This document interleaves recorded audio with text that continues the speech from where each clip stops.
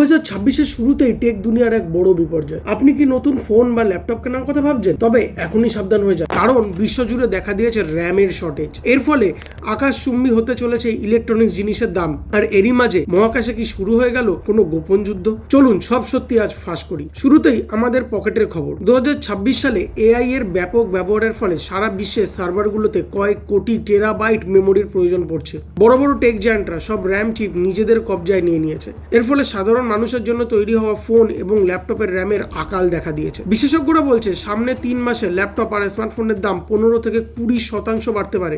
মহাকাশের থেকে এক রহস্যময় খবর আসছে। ইসরোর সাম্প্রতিক ব্যর্থতাগুলোর পর গুঞ্জন উঠেছে যে ভারত হয়তো গোপনে কোনো সফট কিল অ্যান্টি স্যাটেলাইট টেকনোলজির পরীক্ষা করছে। শত্রুপক্ষের স্যাটেলাইটকে সশরীরে ধ্বংস না করে শুধু তার সিগন্যাল জ্যাম করে দেওয়ার এই ক্ষমতা ভারতকে মহাকাশ যুদ্ধে এক ধাপ এগিয়ে নিয়ে যাবে। ইসরোর এই নীরবতা কি আসলে বড় কোনো ঝড়ের পূর্বাভাস? কিন্তু যুদ্ধের আগে আপনার ফোনের ব্যাটারির দিকে নজর দিন। 2026-এর নতুন সাইবার অ্যাটাক হলো থার্মাল ড্রেইন। হ্যাকাররা এখন এমন এক ম্যালওয়্যার ছড়াচ্ছে যা আপনার ফোনের প্রসেসরকে সারাক্ষণ 100% লোডেড রাখে।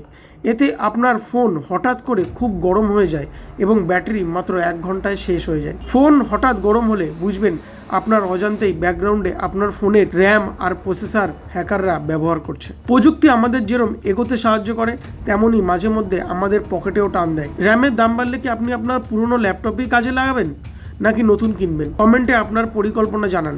আর এরকম রিয়েল টেক নিউজ আর সাইবার সতর্কতা সবার আগে বাংলায় পেতে সাবস্ক্রাইব করুন। সুরক্ষিত থাকুন, সাবধানে থাকুন। জয় হিন্দ।